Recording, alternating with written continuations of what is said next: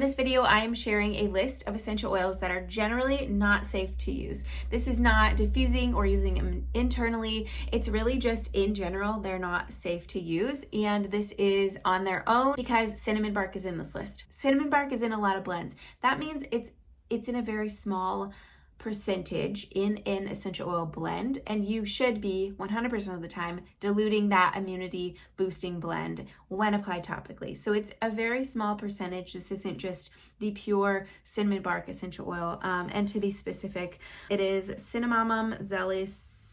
I'm going to put it right here. And I'm not doing this video to scare you. A lot of these are essential oils I've never even heard of, let alone the ones that are probably on your shelf right now. And two, do more research on this. I've done a lot of research lately on essential oils not safe for diffusing, not safe for use in general, and it's not like black and white. So this is giving you a list of essential oils to avoid, but also look at them, do your own research, look up these articles too, and get some more information for yourself. This is just a thought starter, and then third, I err on the side of caution. Why? Because I've read the reports, the safety, the injury reports, the accident reports, whatever you want to call them, and I can link that down below. And so many of them are essential oils that are either on this list or essential oils that are deemed pretty unsafe for topical use. Heavily dilute these essential oils. Those are the ones. It's not lavender. It's not the essential oils that we use regularly. And so stay away from those on lists like this that I'm about to share, because there are so many essential oils that can be used in place of them that are just, or maybe even more effective. So it's not worth it to me, and that's just my personal opinion. And I think that is all I wanted to share before I started with the list. So I will put on the screen here all of these essential oils so you can see them. Also do a blog post so that they're there and on to read as well. And again, a lot of these I've not even heard of, let alone used in my home. So number one is Boloto leaf. This is Pumice boldus, and I might not pronounce I might not pronounce all of these Latin names because I'm just going to butcher most of them because they're all kind of crazy, but I will write them on the screen here for you. Next one is Buchu, and again, have not heard of that one. Cade, Calamus, Camphor, yellow and brown, Costus, Croton, or Elecampane, bitter fennel, fig leaf, horseradish, Huon pine, Jaborandi leaf, lavender, sage, mugwort, mustard, oak moss, pennyroyal, pine, dwarf or pumilio, and I'll put pumilio, I think.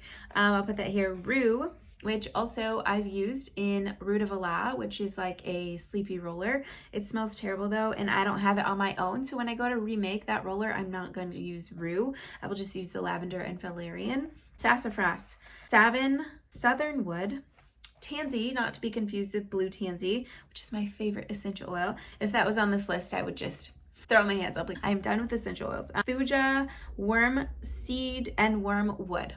And I'm sure there might be more essential oils.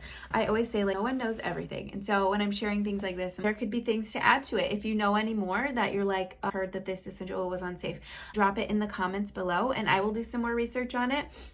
But again, I'm just the type to err on the side of caution. And that is because I don't have to use fig leaf essential oil. There are so many different options that are safe, generally regarded as safe use. Also, another thing is when you are using essential oils that on the label say may cause skin sensitivity when used undiluted, or may cause photosensitivity. Dilute those essential oils properly. I'm about to do an essential oil video all on dilution, proper dilution rates, and I stress this because I read safety reports and I read the accidents that have happened, and most of the time, guys, it's undiluted essential oils being put on your skin, or photosensitive essential oils, bergamot for example, slather on your skin, then go into the sun. So use your essential oils properly so that you're not on that list. Don't be on that list. I'm just gonna leave this open for conversation down below in the comments. If you disagree or agree with the list that I shared, let me know. Let's start a conversation about it. The brands that we love are listed down below in the description of this video. As always, I do a lot of research on brands, and I'm actually starting a new series which I'm excited about, and I'm just gonna go through on my computer and show you through a brand's website what I'm looking for. safety information, what makes it a good or not good brand, why I would purchase from a brand or not. I think first on my list is, what brand is it? Guru Nanda. It's a brand I get a lot of questions on. I don't really know why. I think it's just widely available, maybe on Amazon or in stores. I think I've even seen it at TJ Maxx. But anyways, it's a brand that everyone's always asking me about. So I'm just going to go on and tell you what I think about their brand based on their website and information that I can find on them. But I'm excited about that. Let me know what questions you have and video requests. I'm always open to that. Again, my essential oil guides will be linked down below. Let me know if you have any questions or requests with those. And thank you guys for watching to the end of the video. I hope you have a great day. Bye.